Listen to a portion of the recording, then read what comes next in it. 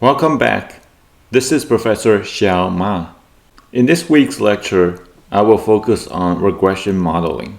In this week's SAS tutorial, I will demonstrate how to impute missing values. Then I will demonstrate a couple of examples of training regression models, including both linear regression and logistic regression. In fact, SAS makes that choice automatically so that you don't even have to do anything to specify the type of regression model. In the tutorial, in order to prepare the variable for a regression model, you need to do an additional step, which is imputing the missing values. Now, let me begin the lecture. Let me first jump to the slides for a regression model and talk about it conceptually. Most of you have already been familiar with the regression model. You may have learned about it in your previous classes from other professors. You may also have used the regression model to analyze data for other projects. But do you know where does the name of regression model come from? Have you heard about the story of Mr. Galton, who came up with the name regression? Decades ago, there was this person, Mr. Galton, who is a doctor and a statistician. In analyzing his patients' data, Mr. Galton found that children's heights, when they reach their adulthood, tend not to exceed the extreme values of their parents' heights. In other words, people tend to give birth to men and women whose heights tend to be closer to the mean of the population, or the center of the population. This is how he named the phenomenon as regressing to the mean. This phenomenon that Mr. Galton claimed to be a novel finding can be clearly shown in this scatter plot, where the x-axis is the parent's height and the y-axis is the children's height. Their height will not change anymore. So as you can see, the region where the average person's height falling is somewhere between 66 inch to 70 inch. When you look at the heights of the parents, ranging from 65 to 71, in each level of the parent's height, the majority of the height tend to be at the average level. You see the biggest bubble here, which indicates the number of cases that concentrate on this value. Across the values of the parent's height, you observe that the majority of the children's height tend to be centered in the middle region. By this observation, Mr. Galton concluded that there is a phenomenon of children's heights regressing to the mean of the population, regardless of the parent's height. This finding was new at that time, but as it turned out, it was a false observation. But still, the name regressing to the mean was sticky, and it was used to name the model, which essentially is fitting a best linear line to the scatter plot. So this becomes the regression model. In terms of linear regression, there are basically two kinds. Simple linear regression, which means there is only one independent variable. The number of dependent variables is always the same. Let's take a look at an example here. This is an example from this week's homework. The dataset is the cereal's nutritional rating as being predicted by the nutritional elements of different kinds. When there is only one independent variable, this is a simple linear regression. In this case, the independent variable is the weight of sugars in grams. The x-axis records the original scale of the sugar's content, and the y-axis records the original scale of the ratings. As you can see, the range of ratings is far larger than the range of values for sugars. And based on the relationship of these two variables, it is quite clear that the fitted regression line has a negative slope, which means the beta coefficient for this variable, sugar, would be negative because it trends down. If you fit a regression model to this data, you would obtain the results of a regression, including a few key statistics. The regression equation, here is the format. there will be only one thing to the left of the equation, the dependent variable. You will write the variable name of the dependent variable. Here, the name is rating. On the right-hand side of the equation, you will have an intercept term, which is usually recorded as beta 0. Then you have a term which is the independent variable, sugars, multiplied by its coefficient, beta 1. In the original regression equation, you will also have an error term. This refers to the random error of the equation. And that's it for simple linear regression. After you have obtained the result of this regression model, here is what to pay attention to. By the way, this results output is not from SAS, so it will look different from your SAS results. This is from a different software package. But still, regardless, the main results will remain very consistent. The results that you will need to write the regression equation are the two coefficient results. One is for the intercept term. Sometimes it's also referred to as the constant. In SAS, it will be referred to as intercept. The other coefficient is the beta coefficient for the independent variable. Pay attention to the negative sign here. So by using these two results, you can write the equation. The left-hand side of the equation is predicted rating. More often, we will use a hat on top of the dependent variable, either y hat or rating hat. The hat denotes the predicted value. The predicted value of the rating is the intercept plus the coefficient, which is negative, times independent variable. By using the beta 1 coefficient, which is here minus 2.46, and the standard error, the t-value of the t-test, and the p-value for the t-test, you can conduct a hypothesis testing as described here, which I assume you are familiar with, and I will not repeat what you already know. Alright, here is what the SAS output will look like. In a particular location of the SAS results output from the regression model, there is an analysis of maximum likelihood estimates. You can use these keywords to search for the particular section of that long report. If you are not familiar with the format of the report's output window, you can easily get lost, so I suggest that you at least remember some of these keywords, and most notably, the maximum likelihood estimates. Or another keyword to use to quickly find this section is the perimeter. If you use these keywords and use the search function of the results output inside SAS for the specific regression node, you can easily find the section. The specific estimated coefficients are listed under the column estimate. So the estimate for the intercept will be the beta 0 that you are expecting. And the coefficient for fiber, here fiber is taken a log transformation. You can use or you can skip the log transformation of fiber, as I talked earlier in the data pre-processing lecture. The coefficient for the independent variable, earlier it was sugar, here the example is fiber. The coefficient is listed on the second row. So by using the specific number that you find from this section of the results output, you can construct a fitted regression line model by following the format like this. So how do you interpret the slope coefficient of beta 1? This is one of the homework questions.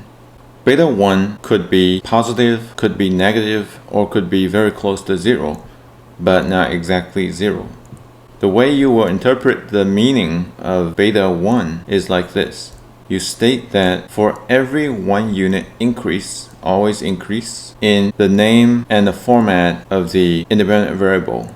If it's sugars, you say sugars. If it's log sugar, you say log sugar. Here it's log fiber. For every 1 unit increase in the independent variable, rating, which is the dependent variable, will increase or decrease. It depends on the sign of the beta 1 coefficient. If it's positive, it's increase. Otherwise, it's negative, it's decrease. Rating will increase or decrease by this amount, which is the absolute value of the beta. The reason you only extract the absolute value is because you have already stated the direction. So there is no need to restate the direction again by this amount. It's better to also include on average in the end or before the second half of the sentence so that it feels more scientific. Because the predicted rating is on average. We can never foresee the random error because it's a random component. We can only foresee the average change. Again, you must be familiar with the procedure in testing hypotheses, so this shows you a concise list of procedures to conduct hypothesis testing. Here, the test is for the regression coefficient, so you use a t-test. I will skip the details. Simple linear regression has a constraint. It only includes one input variable or independent variable. A lot of times, you will include more than one variable, especially in machine learning projects and predictive analytics projects. When you have more than one independent variable, it's multiple regression. Based on the results output, you can see that there is an intercept, there's sugars, which was previously included, and there was an additional independent variable, which is sodium. With two independent variables included, you can see that the R squared has been increased to 78%. R squared is the coefficient of correlation for the regression model, describes the amount of variances in the dependent variable which are attributed to the variances of the independent variables combined. So it is a measure for the goodness of fit of the regression model. Its value is always between 0 and 1. Or between 0 and 100%. We have run two models so far. If you put the results side by side, simple linear regression on the left side, multiple regression on the right side, you can see a clear difference in terms of the R squared. In the simple linear regression model, when only one variable is included, the R squared was 40-point-something%. When the model includes an additional independent variable, the regression model explained 82.5% of the variance in rating. The model fit more than doubled for this dependent variable rating, as you can see. A practical use of the regression model, besides performing hypothesis testing, is to predict a value for a particular observation in the future. This slide describes the formula to use in order to construct the prediction confidence interval by using the regression model. The confidence interval for prediction is slightly different from the confidence interval for constructing the parameter coefficient estimate, because in doing the predictions, one needs to factor in the influence of the small sample sizes. In many cases, the small sample sizes should introduce an additional component of uncertainty, so the prediction interval would be larger, which means more uncertainty, when the sample size is smaller. But the prediction interval will be narrower, which means more certain, when the sample size is larger. I talked about regression R squared. I said it is a measure of the goodness of fit for the model. A caveat with the R squared is that it will almost always increase as you include more variables on top of the variables that are already included. So in a way, in order to increase the R squared, you can keep adding new variables, whether or not those variables actually added predicted power to the model. This is an inherent disadvantage of relying on R squared to decide which variables are important. That said, in order to construct a better predictive regression model, you cannot simply rely on R squared. And this is a key difference between how the decision trees treat variables that are more important and multiple regression variables that treat all the variables equally, regardless of the order of inclusion for the different variables. Decision trees will almost always increase the most important input variable first, simply because of the way decision trees are designed. Once an important variable is included, its importance in deciding how the tree splits or grows is unaffected to the point that the input variable was included. However, for multiple regression model, as you include more variables, the coefficients for those variables that are already included in the model will change and fluctuate. And this is simply because of the way that regression model is designed. Therefore, there are other improved versions of regression, among which is the lasso regression model, are invented. But those are optional materials. If you are interested, you can search around lasso regression model, which is particularly useful for selecting more important inputs from a long list of input variables. Lasso would be a better approach to select input variables than the multiple regression model. So this is just some additional material for you to know. Within the limit of multiple regression, you also have a few better mechanisms to identify more important variables from the rest, which is by conducting the stepwise regression model. And there are basically two different approaches of stepwise regression. There is a forward selection, which selects the most important variable first to include and then go on down to the list, as versus the backward selection regression, which first includes every variable, then start dropping the least important variables given all the other variables included in the model. And by leveraging the two approaches, a variation, which is called stepwise selection regression approach, combines the forward and backward and does these two rotatively. In every step, it conducts a forward selection and a backward selection and moves on, so it rotates the two before it can grow and drop variables. The details are in the book. Here is a brief explanation of how the forward selection is conducted and the stepwise selection. You can implement these in SAS.